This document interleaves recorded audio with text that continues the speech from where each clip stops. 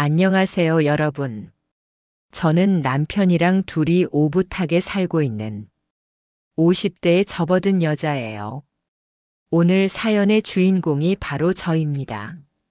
막상 제 얘기를 적으려고 하니까 뭐부터 시작해야 할지 모르겠네요. 분명 지금 제 삶은 아주 만족스럽습니다. 비유를 하자면 아주 큰 구멍이 가슴에 있는 기분이에요. 아마 그 구멍을 평생 가지고 살아야겠죠. 허나 그 구멍이 마냥 아프고 불행하지만은 않아요. 채워지지 않는 구멍이지만 적어도 그 구멍에 약을 발라주는 사람들은 있는 것 같거든요. 제가 왜 이 구멍을 가지고 살아가는지, 누가 제 이 구멍을 채워주고 있는지 한번 얘기해 보겠습니다. 저는 10남매 중에 맞이에요. 아무리 식구 많고 형제 많은 옛날이라고 하지만 그래도 엄청 많았죠. 자식이 열이나 되면 정말 누구 하나 없어져도 모를 정도였어요. 게다가 제가 맞이라니 정말 스트레스가 이만저만 아니었답니다. 제일 아래 동생들은 거의 제가 키운 수준이었어요. 제가 중학생, 고등학생 때 아래 3명이 태어났으니까 부모님은 위에 7명 키우는 걸로도 벅차시니 나이 많은 애들이 제일 아래 동생들을 키웠죠. 진짜 하루하루가 난장판이었는데 아침에 눈 뜨는 것도 제 의지로 뜨는 게 아니에요. 동생 우는 소리에 눈이 절로 떠져요. 그럼 누가 시키지도 않았는데 자연스레 일어나서 동생 안고 둥가둥가 달래고 기저귀 갈아주고 분유도 타고 했답니다. 그러다가 학교 갔다가 학교에서 졸다가 학교 끝나고 집에 가면 또 전쟁 시작이에요. 아기들 똥기저귀 갈고 화장실 데려가고 씻기고 흘리면 닦아주고 밥 먹이고 또 닦고 또 기저귀 갈고 분유 타고 애들 달래다가 같이 잠들고 이게 제 일상이었어요. 처음에는 동생들 많은 게 당연하다고 생각했어요. 나중에 크면 너희들 서로가 복이야. 형제 많은 게 얼마나 좋은 건 줄 아냐? 아버지가 항상 이렇게 말씀하셨거든요. 그래, 얘들은 나의 복덩어리다. 우린 형제니까 잘 살아야지. 생각하다가도 아기 기저귀 빠는 제 자신에게 짜증이 날 때도 있었어요. 한 번은 외동딸인 친구를 사귄 적이 있었어요. 원래 남의 떡이 더 커 보이는 거잖아요. 얘 보니까 정말 너무 부러워 죽겠더라고요. 부모님이 온전히 얘한테만 신경을 쓰고 집에서 사람 하나 없는 것처럼 조용하고 예쁜 거, 좋은 거 모두 독차지하는 인생이 너무 부러웠어요. 그러다 저희 집 가면 또 한숨뿐이었죠. 그래도 어쩌겠어요? 제가 작정한다고 작정해서 인생 어디 가서 바꿔달라고 해도 바꿔주는 사람 없으니 그냥 꾹 참고 견뎠어요. 학창 시절에 공부해 본 기억이 없어요. 그냥 동생들만 키운 것 같아요. 어머니가 미안해 하시긴 했지만 어쩌겠어요? 아버지가 나가서 돈 벌어 오시느라 바쁘시니까 제 손이라도 빌려야 했겠죠. 경희야, 너는 정말 나중에 좋은 어미가 될 거다. 좋은 사람, 훌륭한 사람이 될 거야. 너무 고맙다. 어머니가 제게 고마워하셨기에 더 힘내서 동생들을 돌볼 수 있었어요. 그래도 알아주는 사람 하나 있어야 좀 더 쉽고 할 만한 게 살림이거든요. 그래도 형제가 열이나 있는데 가난하지 않게 살 수 있게 해준 아버지한테는 감사해요. 정말 죽어라 하셨거든요. 형제가 5, 6만 되어도 학교 못 다니고 밥 굶으며 사는 애들이 많았는데 저는 그렇지 않았어요. 고등학교까지 나올 수 있었죠. 제가 동생들한테 희생을 많이 해서 그런지 바로 아래 동생들은 철이 일찍 들었어요. 바로 아래 남동생은 공부를 아주 잘해서 서울에서 대학까지 다녔고요. 그 아래 여동생은 고등학교 들어갔다가 그만두고 공장 가서 일을 했어요. 저는 거의 어머니와 반반 나눠서 살림을 도맡아 했으니까 학교랑 집만 오가면서 애들 보고 살림을 했답니다. 그렇게 고등학교까지 졸업을 했고 이후에도 별로 달라지는 건 없었어요.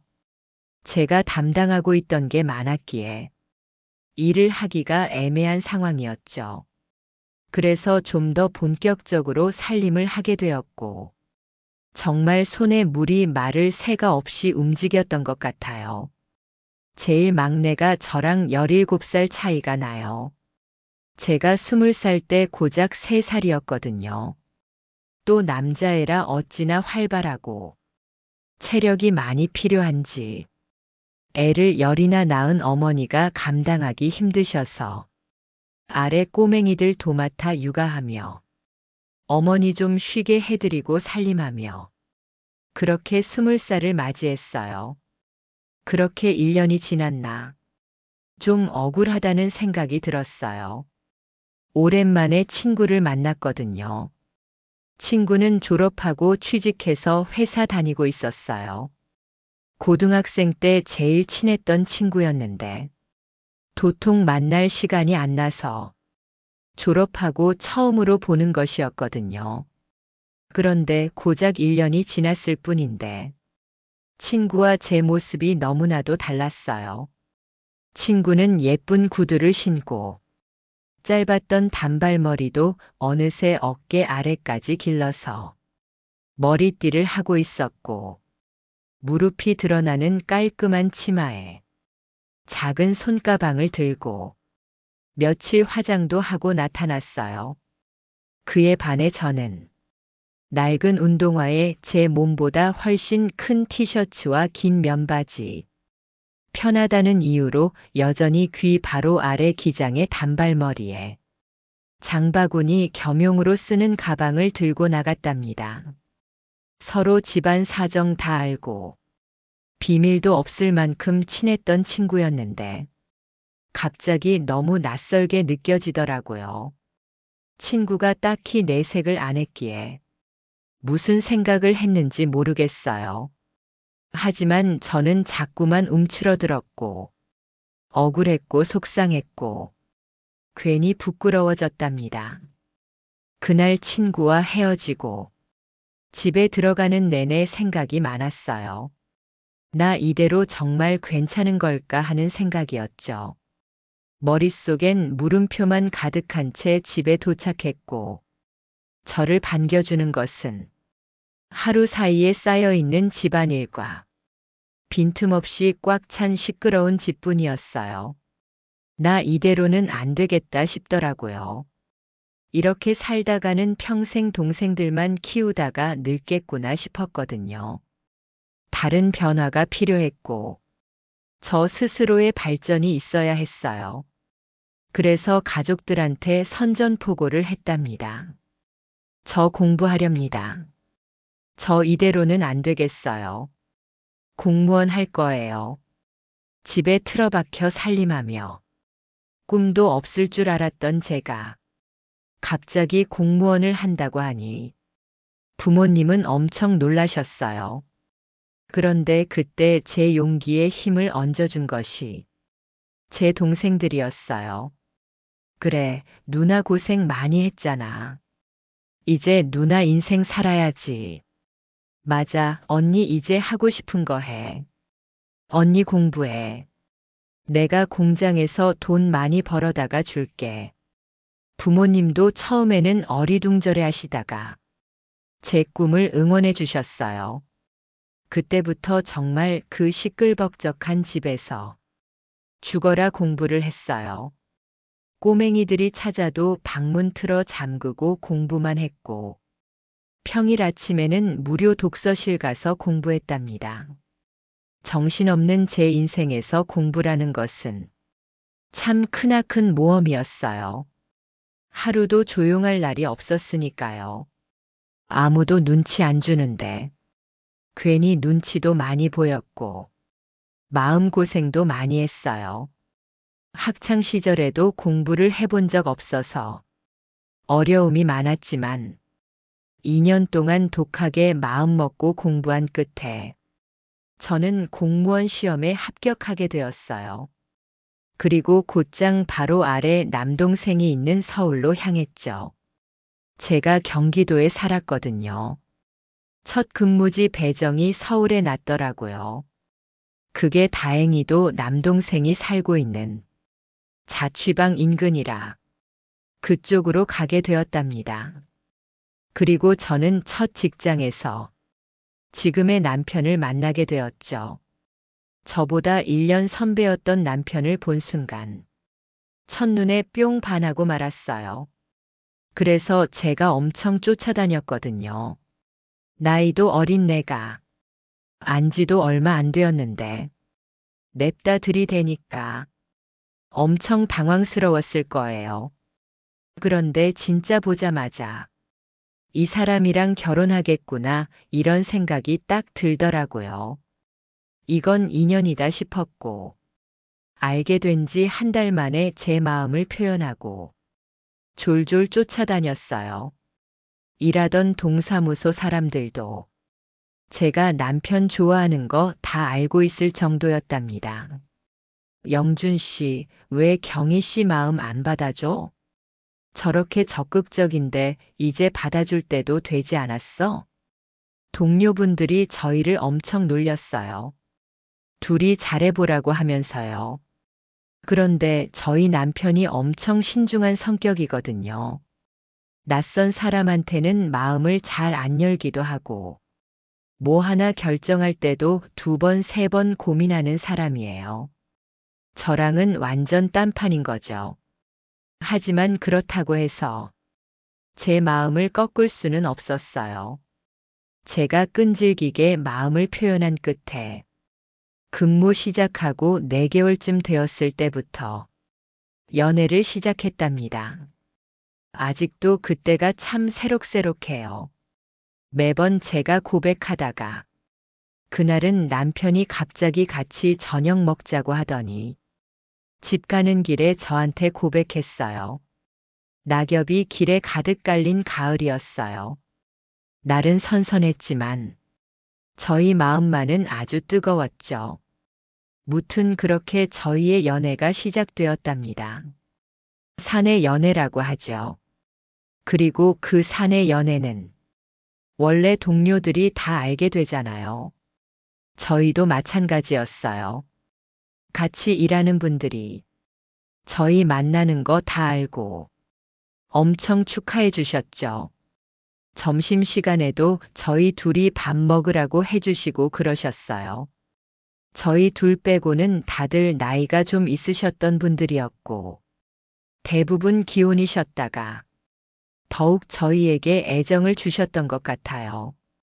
남편의 진중하고 차분한 성격이 참 마음에 들었고 처음 생각했던 것처럼 이 남자랑 결혼해야겠다고 마음먹었어요.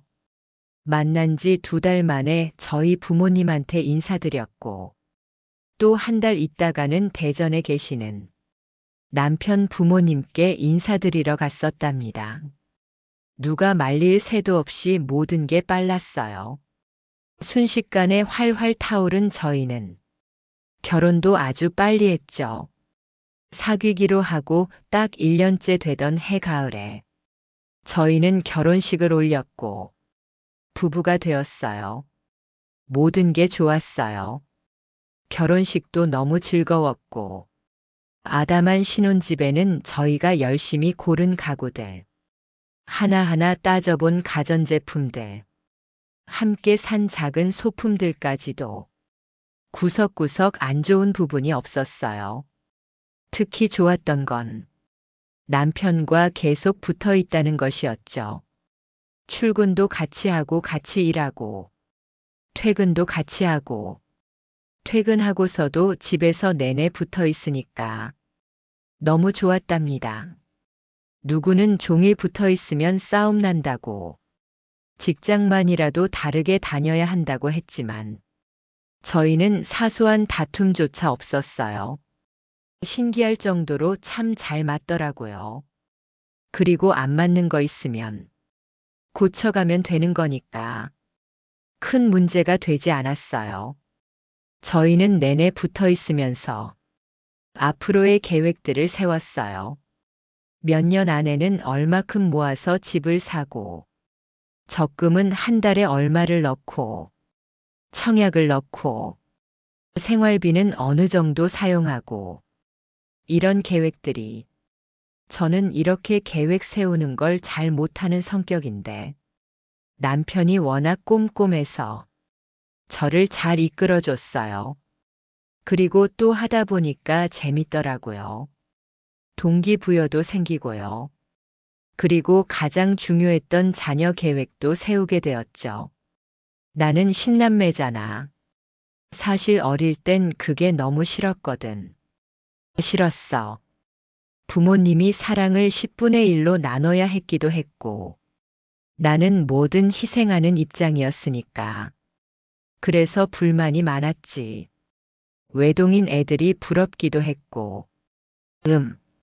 그렇구나. 그럼 한 명만 낳고 싶어? 아니, 절대. 나는 우리 형제만큼은 아니지만, 그래도 3명 정도 낳고 싶어. 어릴 땐 싫었는데 크고 보니까 가족만 한 게 없더라고. 많으니까 유대감도 더 강한 것 같고, 시끌벅적한 것도 좋아. 그래서 3명이나 4명 정도면 좋겠다고 생각해. 그렇구나. 오빠는? 오빠는 외동으로 자랐잖아. 어땠어? 나는 외동인 게 너무 싫었어.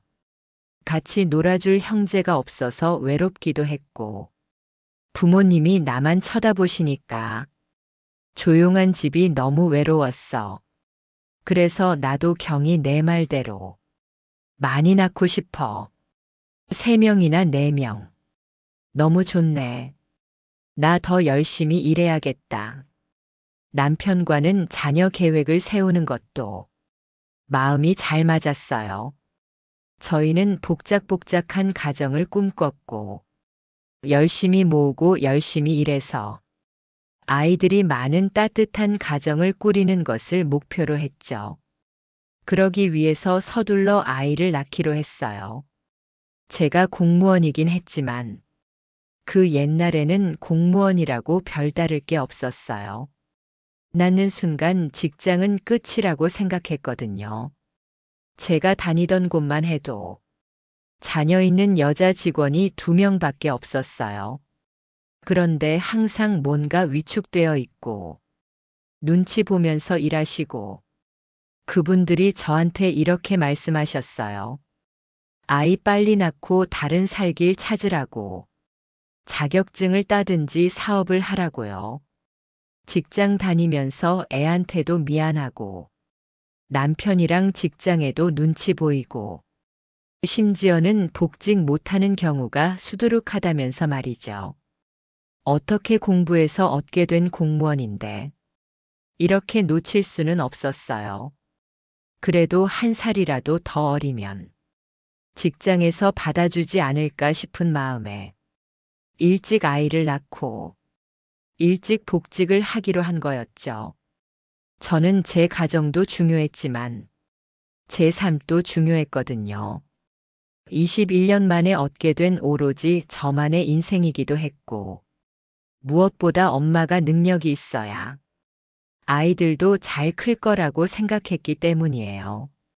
그리고 만약에 복직이 안 되더라도 빨리 다른 살 길 찾으려면 젊어야 한다 싶었고요. 그래서 저희는 결혼과 동시에 아이를 만들기에 힘썼어요. 결혼 초에는 연애 초반처럼 눈만 맞아도 불탈 때잖아요. 그래서 아이도 빨리 생길 줄 알았어요. 게다가 저희 어머니가 애를 10이나 낳으신 분인데 저도 그렇게 아이가 잘 들어서지 않을까 하는 생각이 있었죠. 그런데 그건 생각보다 힘들고 더욱 모험 같은 일이었어요. 6개월이 되어도 소식이 없어서 병원에 가서 남편이랑 검사도 받았어요. 하지만 정상 이상 수준으로 저희한테는 아무런 문제가 없었어요. 1년이 되도록 아이가 안 생겼을 땐 시어머니가 부적을 써주기도 하셨죠. 하지만 아무 소용도 없었어요. 저희에게 아이는 생기지 않았어요. 처음엔 열정이 불타올랐는데 갈수록 마음이 무거워졌을 때 체념하게 되었어요. 우리 팔자에 아이는 없는 게 아닐까 생각하기도 했고 뭐가 잘못된 건지 답답하기도 했어요. 그렇게 남편과 둘 다 마음을 비웠을 때쯤 결혼한 지 2년이 지난 해였어요. 저희에게 드디어 그토록 기다리던 아이가 생겼어요. 정말 기적 같은 일이었어요. 마음을 너무 비우고 있었기에 아이가 생겼다는 걸 알고 무척 놀랐답니다. 하지만 곧 잠시 눈물이 날 정도로 기뻤더라고요. 저희 부부는 간절한 노력 끝에 생긴 이 아이를 지키기로 다짐했어요. 바로 직장은 그만뒀어요. 원래 배가 부르기 시작하는 5개월쯤에 말씀드리고 버티고 버티다가 쉬려고 했거든요. 결혼 초에 남편과 그렇게 계획했었는데 이제 계획이고 뭐고 그땐 다나 몰라라 했어요. 아이를 지켜야겠다는 생각뿐이었죠. 바로 직장 그만두고 집에서 태교에 전념했어요. 시어머니와 어머니가 몸에 좋다는 거 엄청 해다가 주셨고 동생들은 클래식 테이프를 사다 주고 바느질이 태교에 좋다면서 실뭉치를 잔뜩 가져왔죠. 아이가 생긴다는 것은 이런 기분이구나 싶어서 정말 행복했어요. 아이 심장 소리도 들었어요. 남편이랑 손 꼭 붙잡고 어찌나 눈물을 흘렸는지 몰라요. 아이는 저희가 기다렸다는 것을 안다는 듯이 아주 힘차게 쿵쾅거리는 소리를 내주었어요. 뱃속에서 발차기도 열심히 하고 어찌나 고기를 찾던지 매일매일 고기를 먹었답니다. 입덧도 했고 한동안 엉덩이 뼈가 너무 아파서 누워있는 것도 고통스러울 때도 있었지만 그마저도 모든 게 감사하고 감격스러웠어요.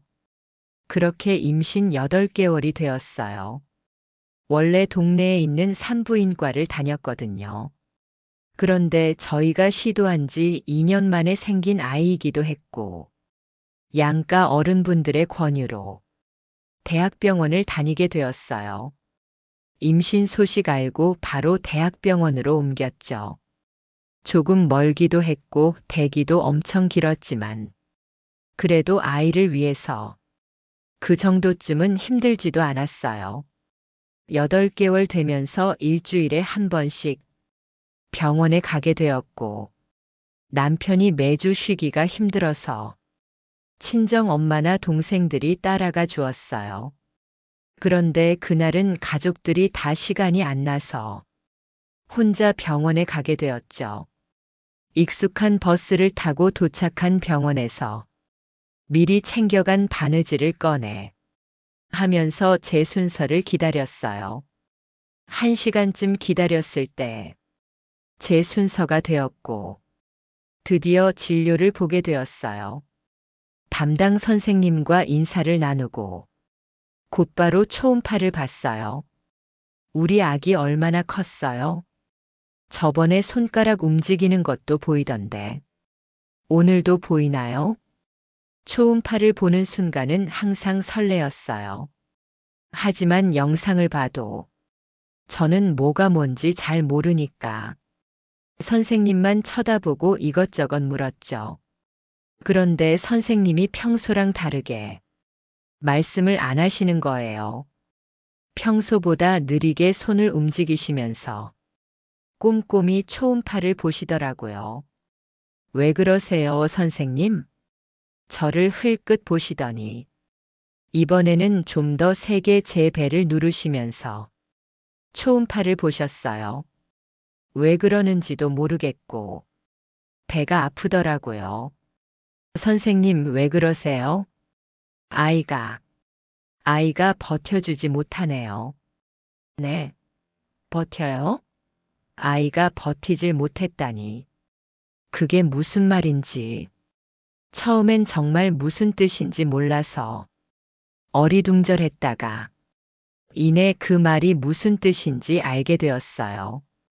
이해되자마자 눈에서 눈물이 주르륵 흘러내렸어요. 아닌데요. 아니, 다시 보세요, 선생님. 다시요. 얼른 다시 봐주세요. 잘못 보신 거예요. 얼른요. 하필 혼자일 때, 하필 혼자서 그 슬픔을 견뎌야 했어요. 제가 진료실에서 엉엉 울면서 나오자 수많은 임산부 대기자들이 저를 쳐다봤어요. 안타깝고 안쓰러운 눈으로 쳐다봤어요. 눈물로 앞이 안 보일 정도로 울다가 한쪽에 앉으려고 하니 간호사가 저를 부릅니다. 수술 날짜 잡고 가세요, 산모님. 방금 유산 소식을 들은 사람한테 수술 날짜를 잡으라니 너무 서럽더라고요. 그날 집에 어떻게 갔는지도 모르겠어요. 버스를 탔는지 택시를 탔는지 기억이 안 나요. 남편이 퇴근하고 올 때까지 울기만 했고 소식을 들은 남편도 정말 많이 힘들어했어요. 아직 내 뱃속에는 분명 아이가 있는데 저는 일주일 뒤에 수술을 받게 되었고 아기를 지우는 수술이 아닌 아기를 낳을 때처럼 하는 제왕절개였다고 했어요. 하지만 저희에게 아이는 없었어요. 반년쯤 지났을 때 제가 남편에게 제안을 했어요. 우리 봉사 다닐까? 그래, 좋아. 계획적이고 꼼꼼한 남편이 아무것도 묻지 않았어요. 어디로 언제 봉사를 갈 것인지요. 아마 말하지 않아도 남편은 알았을 거예요. 제가 보육원에 가서 봉사를 하고 싶어 한다는 것을요.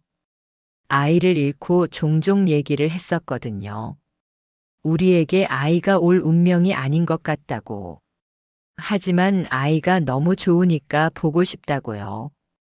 거기다 제가 그 아이들한테 뭔가 해줄 수 있는 게 있다면 더욱 좋을 것 같았고요. 그렇게 해서 선택하게 된 곳이 보육원이었어요. 제가 아이 잃고 공무원 복직 안 하고 다른 일 했거든요.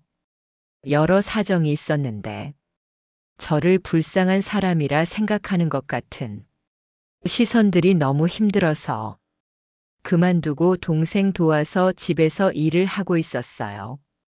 일을 쉬는 주말에 남편과 함께 멀지 않은 보육원으로 향했어요. 봉사하는 아는 사람이 있었던 것도 아니었고 그냥 무작정 전화해서 도움의 손길을 좀 보태고 싶다고 했어요.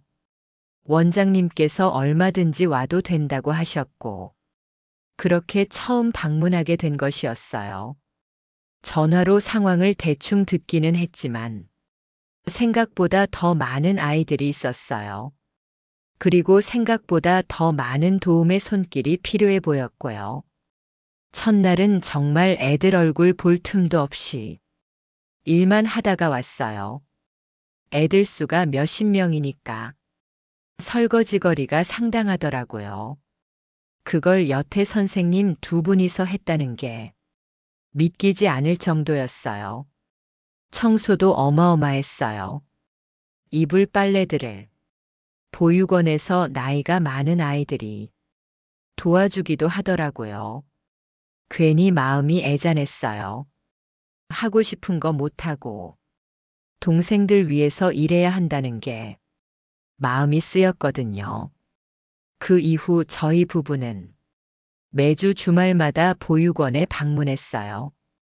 처음 방문하고서 다음 날 몸살이 날 정도로 힘들었지만 그럴수록 더 자주 가야겠다는 생각이 들더라고요. 나중엔 그렇게 일하는 게 기쁨이었어요. 이렇게라도 애들을 볼 수 있는 것에 정말 복받았다고 생각했어요. 그렇게 반년쯤 일했을 때부터 자꾸 눈에 밟히는 아이가 생겼어요. 그 아이는 2살 된 남자아이였어요. 말이 2살이지. 태어난 지 10개월밖에 안 된 아이였어요. 제가 처음에 보육원 방문했을 때 이렇게 작은 아이도 있나? 놀랐어요. 그때는 고작 생후 4개월 때였거든요.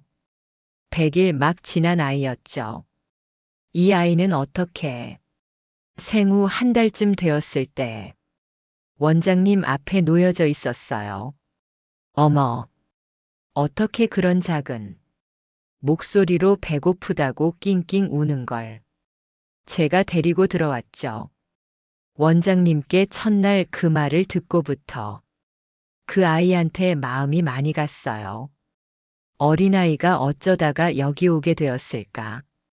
안쓰럽기도 했고, 그럼에도 불구하고 건강하게 자라주는 게 기특했어요. 제가 보육원 봉사 시작하고 6개월쯤 되었을 때 아이가 10개월. 그때부터 잡고 일어서기 시작했어요. 6개월이라는 시간 동안 이 아이가 성장하는 것을 직접 제 눈으로 다 본 거잖아요. 그게 너무 신기하더라고요. 일주일마다 얼굴도 바뀌어 있고, 쑥쑥 자라고, 점점 뭔가를 하나씩 해내는 게 진짜 신기하고 경이로웠어요. 뭐든지 잡고 일어서려고 다리랑 손가락에 힘을 꽉 주는데, 어느 날은 제 손가락을 꽉 잡고서 일어서더니, 뭉클하면서도 설레는 기분이랄까요? 아무튼 그때부터가 시작이었어요. 저는 그 아이에게 완전히 푹 빠져버렸어요. 봉사를 마치고 집에 가서도 계속 생각이 났고, 봉사하러 가면 제일 먼저 그 아이를 찾게 되었어요. 차에서 내리자마자 아이 이름을 부르며 보육원으로 달려갔죠. 돌쯤 되었을 때는 원장님 양손을 꼭 붙들고 한 발 두 발 내디면서 저를 맞이하더라고요. 그땐 너무 감격스러워서 쪼그려 앉아 팔을 벌리고 눈물까지 흘렸어요. 그 아이가 제 아이라도 되는 것처럼 애틋하고 소중했어요. 그리고 고맙게도 남편이 이런 제 마음을 알아주었어요. 우진이 말이야. 우리가 입양할까? 정말? 정말 그래도 되겠어? 정말이야? 응, 나도 고민 많이 했어. 우진이. 우리가 입양하자. 부모가 되자. 보육원 원장님도 저희의 뜻에 아주 좋아하셨고, 적극적으로 입양 절차를 설명해 주셨어요. 그렇게 우리에게는 아주 소중한 아이가 생기게 되었어요. 아이가 생기니까 가족이라는 단어가 다시금 제 마음에 새겨지는 것 같았어요. 정말 하루하루가 아까울 정도로 소중했어요. 우진이는 아주 씩씩하게 커주었어요. 정말 튼튼해서 추운 겨울에도 감기도 안 걸렸어요. 걸려도 하루 딱 아프고 약 먹으면 다음 날 언제 그랬냐는 듯이 쌩쌩했어요. 또 모든 게 빨랐어요. 걸음마 했을 때도 또래보다 빠르다 싶긴 했거든요. 그런데 말도 빨리 하고 한글도 수도 엄청 빨리 깨우쳤어요. 그게 늦었어도 아무 문제 없었겠지만 저희가 적극적으로 뭔가를 해주지 않았는데도 야무지게 잘 자라주는 모습이 너무 기특하더라고요. 하지만 제일 사랑스러웠던 것은 따로 있었어요. 바로 저희에게 사랑 표현을 엄청 잘해준다는 것이었어요. 아이가 막 말문이 트였을 때 동요를 많이 틀어줬어요. TV에서 율동하면서 동요 따라 부르는 것도 보여줬죠. 작은 몸으로 덩실덩실 귀엽게도 춤을 추더라고요. 그러다가 어느 날 갑자기, 정말 갑자기 제 앞에서 딱 서더니 방실방실 웃으면서 이러는 거예요. 엄마 사랑해. 내가 지금 무슨 말을 들은 건가 싶어서 너무 감동적이어서 눈물이 다 나더라고요. 아이를 꼭 끌어안고 나도 사랑한다고 하니까 사랑해라는 말을 10번도 넘게 더 해주는 거예요. 아이가 처음 걸으면서 제게 왔을 때만큼이나 기뻤어요. 아이는 사랑 표현을 참 잘하는 아이로 컸어요. 안아주고 뽀뽀해주고 사랑한다고 해주고 고맙다고 해주는 게 익숙하고 자연스러운 아이였어요. 이 정도면 됐다. 이렇게만 커주면 더할 나위 없이 행복하겠다고 생각했어요. 저희는 아이가 저희의 친아들이 아니라는 사실을 말하지 않았어요. 언젠가는 말할 거였지만 너무 어린 나이에 알게 되면 충격도 많이 받을 것 같고 상처도 생길 것 같더라고요. 그래서 아이가 어느 정도 크면 말하기로 했어요. 어느덧 아이가 초등학생이 되었고 어릴 때처럼 아주 야무지게 부려지는 아이로 자랐어요. 학교에서 선생님들도 엄청 칭찬을 많이 하셨어요. 우진이는 어떻게 그렇게 글짓기를 잘해요? 일기도 너무 잘 쓰고 자기 생각도 똑부러지게 말해서 다른 선생님들도 신기해해요. 이번에 초등학생 글짓기 공모전 한번 나가볼까 싶어요. 어머니, 이번에 우진이가 학교 회장 된 거 아시죠? 거의 표수로 우진이가 뽑혔어요. 정말 오시겠어요? 어머니, 엄청 자랑스러웠어요. 저희 앞에서는 아직 아기 같고 애교도 많은 아이가 학교 생활을 그렇게나 잘해주다니 정말 대견했고 눈에 넣어도 아프지 않을 제 아들을 키우던 어느 날이었어요. 아이가 초등학교 6학년이 되었고 친구들한테도 인기가 많고 선생님들도 예뻐했던 저희 아이가 전교 회장이 되었죠. 그런데 어딜 가나 꼭 남 잘 되는 꼴 못 보는 사람들이 있잖아요. 그게 차라리 아이 또래였다면 아이가 무시하고 지나갔겠죠. 저희 주변에 있던 그런 악한 사람들은 아이가 아닌 어른이었고 같이 아이를 키우는 학부모들이었어요. 어느 날 아들이 시무룩한 표정으로 집에 들어오더라고요. 우진아, 무슨 일이 있었어? 표정이 왜 그렇게 안 좋아? 학교 끝나고 교문에서 다른 친구들 엄마를 만났는데 아이 이야기를 들어보니까 정말 가관이었어요. 저희가 있던 동네가 좀 학군이 좋다고 해야 하나, 유난이라고 해야 하나, 아무튼 좀 그런 동네였어요. 결혼했을 땐 아무 생각 없었거든요. 직장 근처에 괜찮은 매물 구하다가 들어간 거였으니까요. 그런데 초등학교 들어가 보니까 치맛바람 일으키는 엄마들이 장난 아니었어요. 학비도 엄청 쓰더라고요. 그런데 그렇게 돈 들여가며 키웠는데 저희 아들이 전교 회장을 하니까 얼마나 배가 아팠겠어요? 학원 가는 저희 아이를 붙잡고 정말 별소리를 다 했더라고요. 어디 학원 다니냐?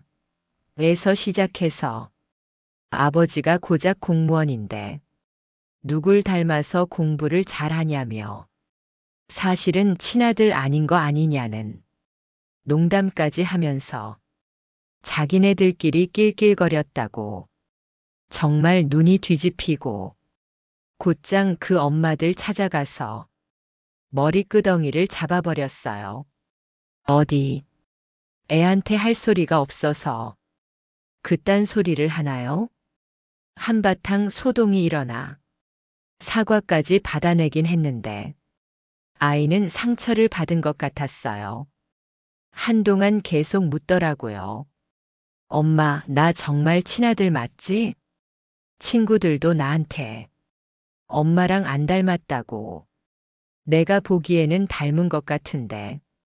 실은 친구들이 이런 말을 하는 데에는 이유가 있었어요. 저희 아이가 아기였을 때는 몰랐는데 크면서 보니까 생김새가 조금 남다르더라고요. 꼭 동남아 사람 같다고 할까.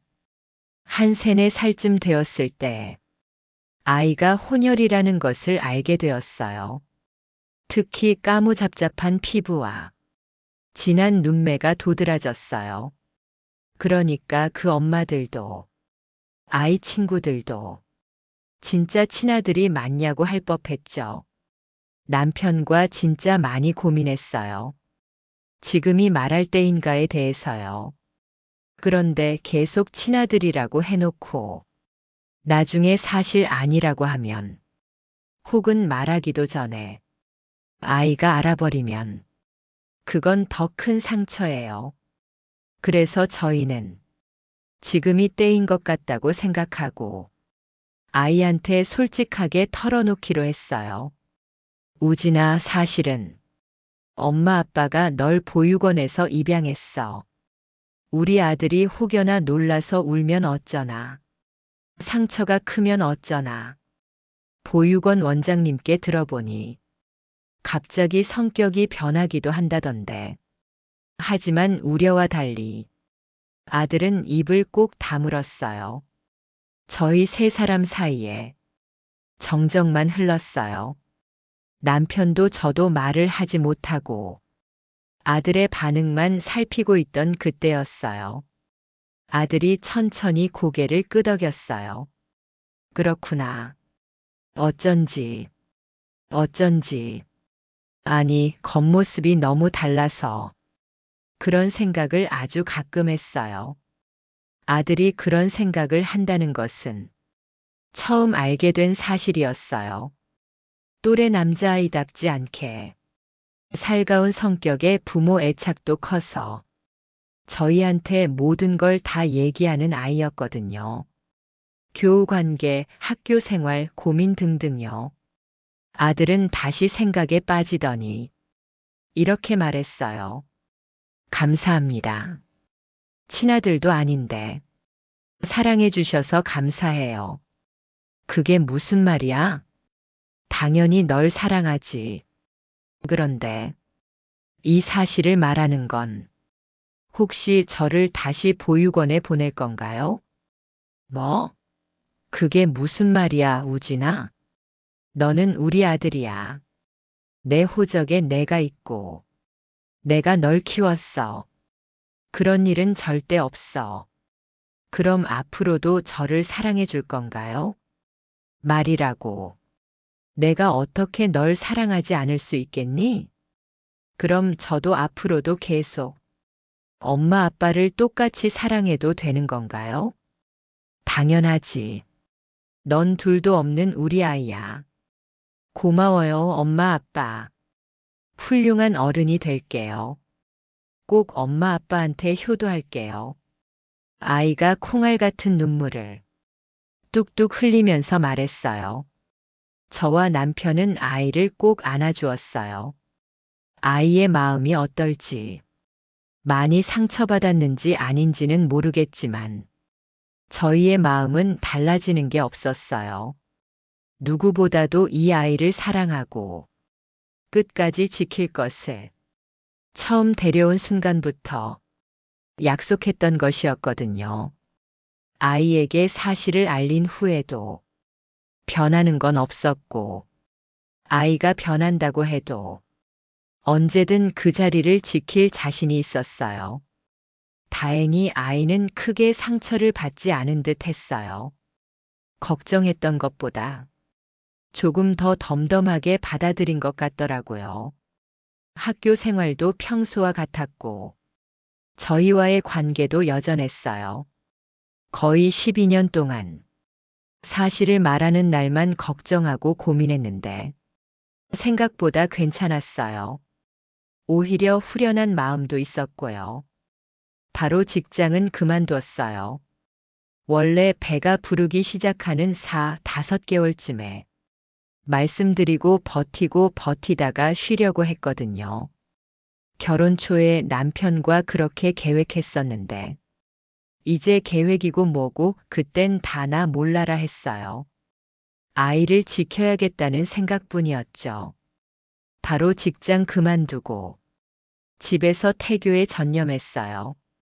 시어머니와 어머니가 몸에 좋다는 거 엄청 해다가 주셨고, 동생들은 클래식 테이프를 사다 주고, 바느질이 태교에 좋다면서 실뭉치를 잔뜩 가져왔죠. 아이가 생긴다는 것은 이런 기분이구나 싶어서 정말 행복했어요. 아이 심장 소리도 들었어요. 남편이랑 손 꼭 붙잡고 어찌나 눈물을 흘렸는지 몰라요. 아이는 저희가 기다렸다는 것을 안다는 듯이 아주 힘차게 쿵쾅거리는 소리를 내주었어요. 뱃속에서 발차기도 열심히 하고 어찌나 고기를 찾던지 매일매일 고기를 먹었답니다. 입덧도 했고, 한동안 엉덩이 뼈가 너무 아파서 누워있는 것도 고통스러울 때도 있었지만, 그동안은 아이한테 거짓말을 하는 것 같은 기분이었거든요. 아무튼 이렇게 저희 가족은 여전히 평화로웠어요. 똑똑하고 사랑 넘치는 아들과 다정하고 꼼꼼한 남편이 함께라면 그 누구도 부럽지 않았어요. 하지만 곧 저희의 평화는 아주 산산조각이 나고 말았어요. 평화를 깨트린 돌덩이는 남편의 사고였어요. 정말 일과 가족밖에 모르는 사람이었어요. 직장만 오갔고, 유일한 취미는 주말에 요리를 하는 것이었어요. 아이가 초등학교 3학년 때쯤부터는 주말에 둘이 도맡아서 요리를 해줬죠. 빈대떡 같은 핫케이크, 덜 익은 짜파게티도 모두 행복하고 재밌었어요. 이렇게 집과 직장만 오가던 사람이 정말 파리 한 마리도 안 죽일 만큼 아주 착한 저희 남편이 매일 오가던 그 길에서 교통사고를 당했어요. 신호등 없는 길에서 신호 안 지키는 오토바이 피하려다가 차가 한 바퀴를 돌았고, 하필 그 길을 걸어가던 남편이 정말 어이없게도 그 자리에서 세상을 떠나게 된 것이었어요. 그날 아침에도 잘 다녀오라는 인사를 했어요. 그 전날 주말에도 남편이 해준 김치찌개를 먹었어요. 그랬는데 남편이 한순간에 사라져버린 거예요. 너무 억울해서 미칠 것 같더라고요. 아들도 큰 충격에 빠졌고, 저희 모자는 갑자기 세상에 둘만 남게 되었어요. 그런데 저를 더 힘들게 한 건 시댁과 친정의 반응이었어요. 그렇지 않아도 저희 모자를 썩 좋아하지 않았거든요. 그런데 남편 장례식장에서 시어머니가 그러더라고요. 너는 애가 정말 왜 그러니? 새끼도 못 낳고 남편도 죽이고 무슨 기구한 팔자를 가지고 태어났기에 이 꼴이야? 내 아들 어쩔 거야? 내 아들 살려내. 자식 잃은 슬픔은 이해하지만 제 아들이 보는 앞에서 어떻게 그렇게 말을 할 수 있나요? 제 옷자락까지 잡아 끌며 언성을 높였던 시어머니는 그날 이후로 연락을 뚝 끊었어요. 제가 연락을 드려도 받지 않으시더라고요.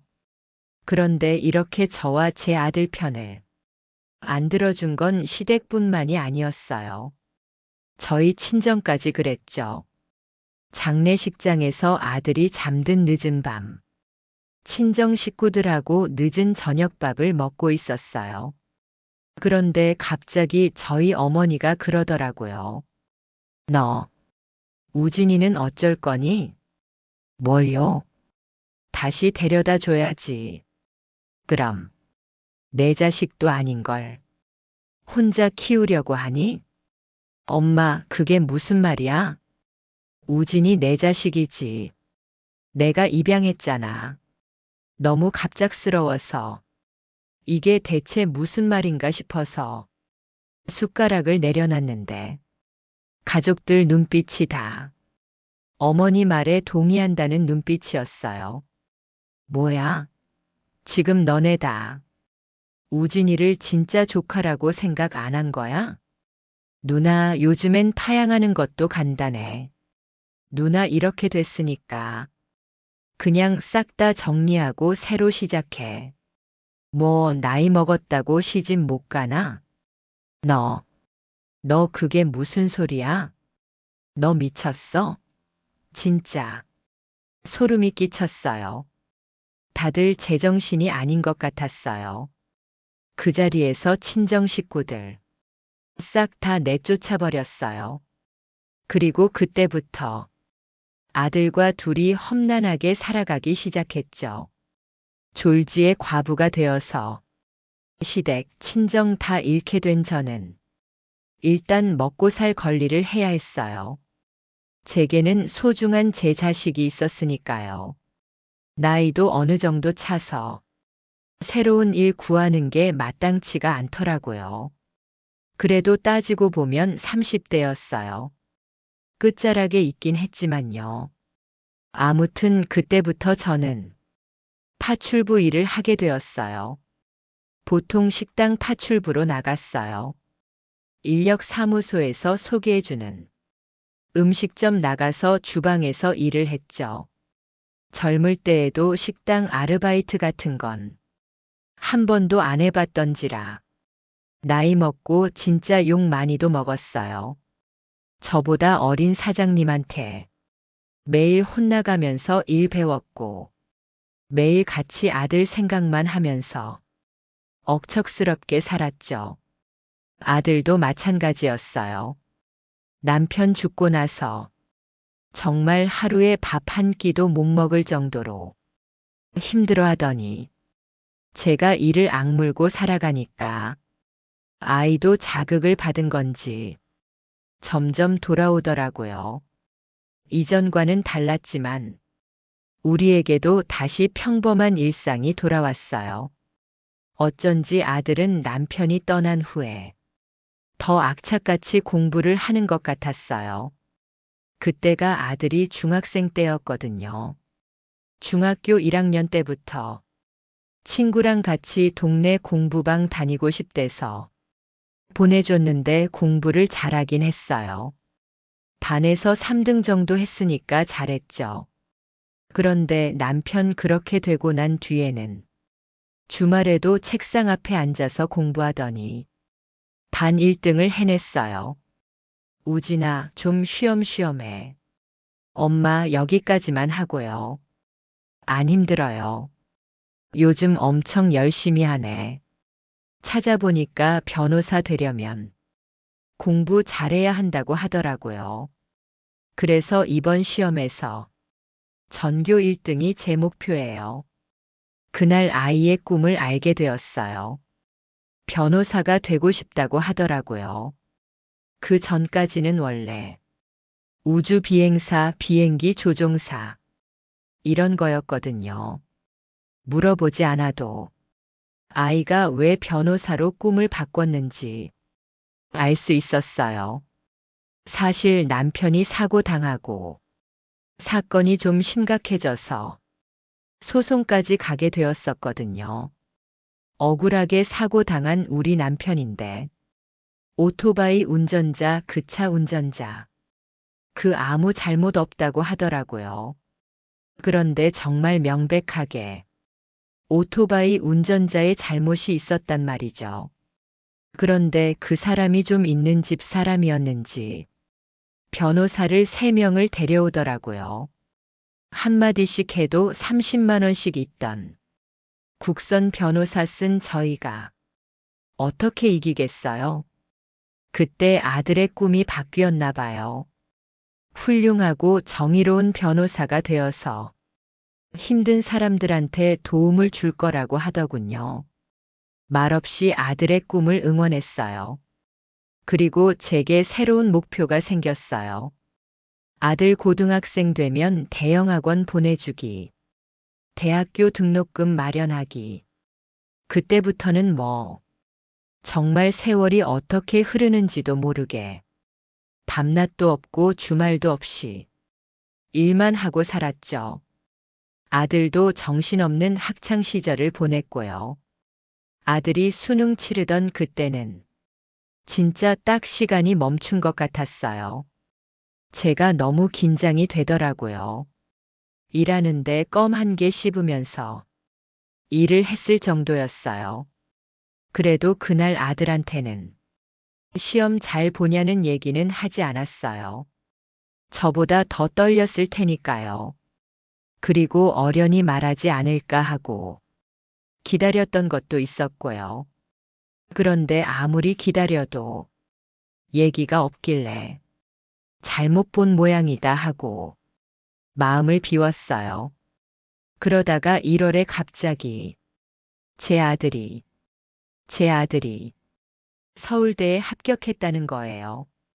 진짜 너무 놀라서 말이 안 나오다가 곧 가슴이 너무 벅차서 터지는 줄 알았어요. 마치 제가 지금까지 한 일에 대한 보상을 받는 기분이었죠.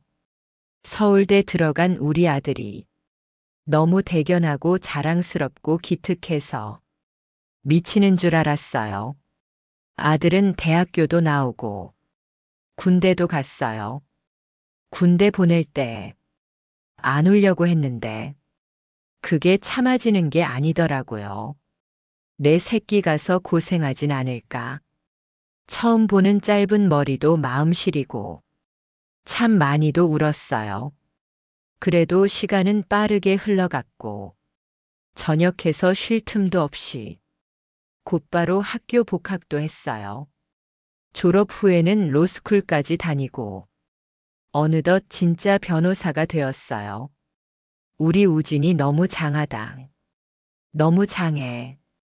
로스쿨에서 성적이 좋았던 아들은 변호사 되고 곧바로 한 로펌에 들어가게 되었어요. 저는 들어도 잘 몰랐는데 아들이 입에 달도록 얘기했던 곳이었거든요. 존경하는 변호사가 있다고도 했었죠. 그런데 거기서 러브콜이 들어왔고 같이 일하게 되었다며 정말 기뻐했어요. 그동안 차곡차곡 모아두었던 비상금을 탈탈 털어서 좋은 양복과 구두를 맞춰줬어요.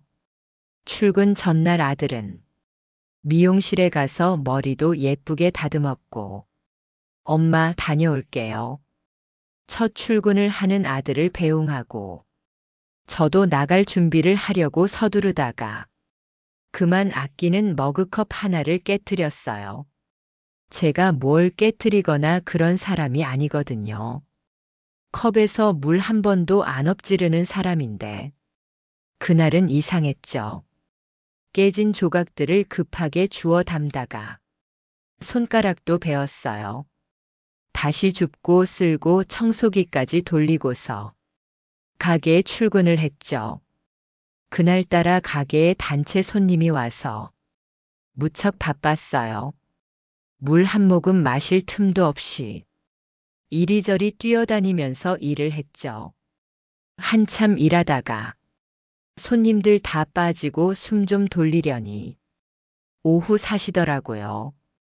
아들은 일 잘하고 있나 하고 가방에서 핸드폰을 꺼냈는데 글쎄 전화가 30통이나 와 있더라고요. 모르는 번호였어요. 기분이 되게 불길하고 이 전화가 좋지 않은 전화 같다는 예감이 딱 들었어요. 저는 떨리는 마음으로 전화를 걸었고 그날 저는 제 전부, 제 인생을 잃었어요. 아들의 죽음. 뭐라고 말이 안 나오더라고요. 아들이 죽었다는 전화를 받고 진짜 아무 말도 안 나오더라고요. 갑자기 말문이 턱 막혀버렸어요. 오늘 첫 출근을 한 내 아들이 갑자기 죽었다니. 그게 말이 되나요? 드디어 원하는 꿈을 이룬 아들이 갑자기 하늘나라로 가버렸다니. 심지어 뺑소니 사고로 혼자 1시간가량을 바닥에 내팽개쳐져 있었답니다. 남편이 죽었을 때보다 더욱 가슴이 찢어지는 고통이었어요. 세상에 남편도 아들도 모두 떠나보낸 것만큼 불쌍한 게 또 있을까요? 아무것도 못했어요.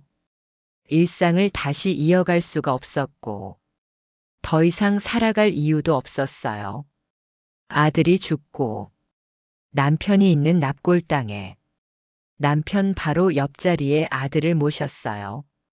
그 이후로 납골 땅에 못 가겠더라고요. 그 두 사람이 같이 그곳에 있는 걸 본다는 게 너무 힘들었어요. 그렇게 혼자 집에서 은둔 생활을 하면서 저는 점점 망가져 갔어요. 그러다가 이대로는 정말 못 살겠다는 생각이 들더라고요. 살아서 뭐하나. 이제 그만해야지 싶었어요. 그래서 이 세상 떠나기 전에 남편하고 아들이 있는 곳 한 번만 다녀오자 생각했어요. 몸이고 얼굴이고 정신이고 만신창이가 되어서 아들과 남편이 있는 곳에 갔어요. 그런데 저희 아들이랑 남편이 있는 곳 앞에 한 젊은 남자가 서 있더라고요. 누굴 보러 왔구나 하고 신경 안 쓰려고 했는데 정확하게 저희 아들 앞에 서 있더라고요. 뭐지? 싶어서 고개를 들어서 그 남자를 쳐다봤어요. 그리고 그 순간 저는 바닥에 주저앉고 말았어요. 목소리가 덜덜 떨렸고 손가락까지 덜덜 떨렸어요. 제 앞에 있는 사람이 제 아들인 거예요. 죽은 제 아들이 서 있었어요. 우진이, 우진이. 남자가 눈물을 뚝뚝 흘리면서 쓰러진 저를 쳐다봤어요. 귀신을 보는 건가? 내가 아들이 너무 그리워서 헛본 건가? 아니면 정말 우리 아들인가? 혼란스러웠어요. 그때 남자가 얘기했어요. 형을 아세요? 형이라니. 우리 아들의 아는 동생인 건가? 대체 어떻게 된 상황인 건가 싶었어요. 곧 제 아들을 닮은 그 남자가 아주 충격적인 얘기를 했어요. 제 아들과 똑같이 생긴 그 남자는 제 아들의 동생이라고 했어요. 그것도 쌍둥이 동생이라고 했어요. 그 청년이 얘기하기를 자신도 보육원에 버려져서 자랐다고 했어요. 저희 아들과는 다른 보육원이었죠. 그런데 그 청년은 그냥 버려진 게 아니라 청년의 엄마가 보육원 앞에 놓고 가려다가 보육원 선생님을 딱 마주쳤대요. 선생님과 청년의 엄마는 한참 동안 얘기를 나눴고 그 엄마라는 사람은 한참 울다가 결국 청년을 놓고 갔답니다. 제 예상대로 베트남 사람이 맞았고요. 한국 와서 한국인 남자랑 결혼했는데 사정이 있어서 아이들과 도망쳐 나왔는데 그 엄마가 자궁암에 걸렸다는 걸 알게 되어서 아이들을 키울 수 없어서 보낸다고 했답니다. 상상도 못했던 사연에 저도 덩달아 눈물이 나더라고요. 그리고 그때 그 엄마가 보육원 선생님께 아이들이 쌍둥이라는 것도 말해줬답니다. 그런데 둘 다 한 보육원 앞에 놓지 않은 것은 혹여나 애들 아빠가 찾을까봐 그런다고 했대요. 만약 걸려도 하나라도 살아남으라고.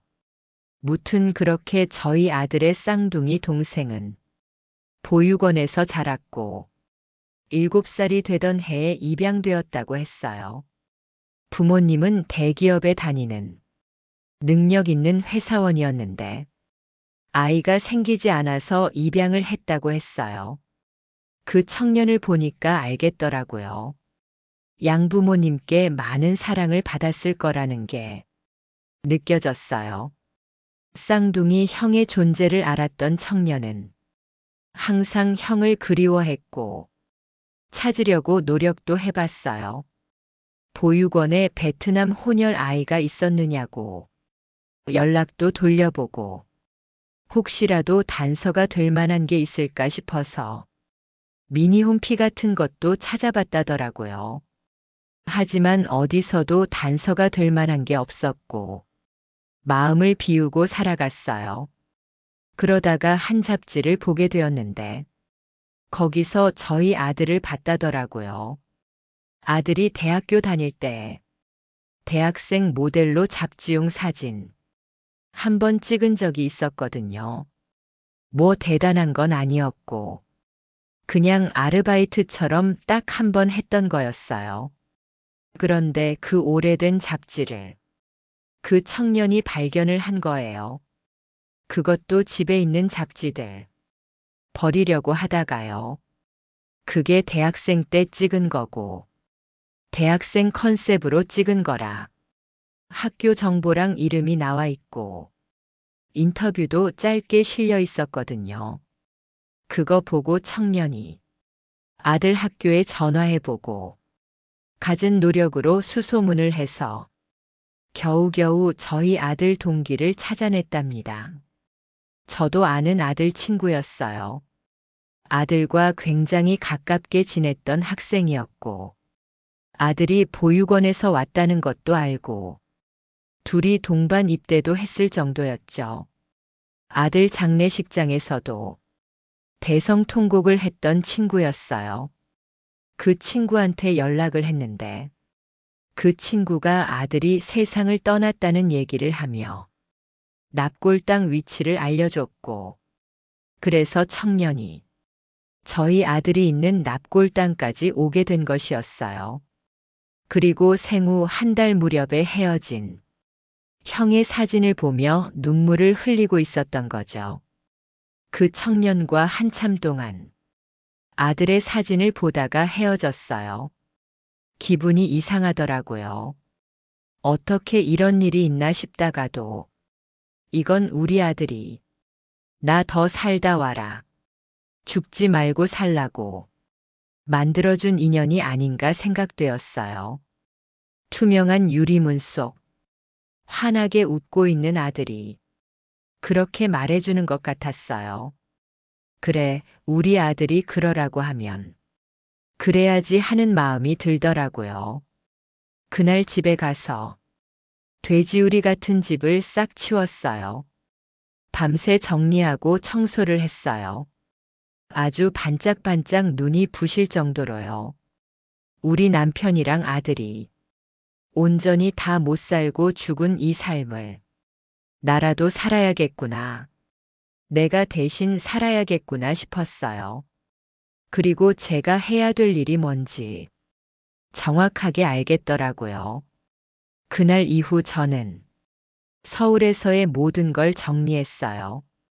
집도 가구도 싹 다 정리하고 온몸에 든 트렁크 하나 끌고 아들을 처음 만났던 곳으로 향했어요. 바로 보육원이죠. 그 안에서 저는 평생을 봉사하고 평생 힘든 아이들을 보살피며 살기로 마음먹었어요. 그리고 지금 저는 제가 마음먹은 것을 잘 실천하고 있는 중이에요. 사랑받기에 마땅한 이 소중한 아이들을 제가 할 수 있는 최선을 다해서 아껴주고 있어요. 이 아이들이 나중에는 어떤 사람이 되건, 입양이 되건 안 되건, 그래도 인생에 사랑받았던 순간은 있었구나라고 생각했으면 좋겠어요. 그렇게 되기까지 많이 노력할 거고요. 남은 삶 이렇게만 쭉 살다가 내 사랑을 모두 다 줬을 때, 그때 남편이랑 아들 곁에 가고 싶어요. 지금까지 사연 들어주셔서 감사해요. 사연이 재밌으셨다면 구독과 좋아요를 눌러주세요. 감사해요. 안녕히 계세요.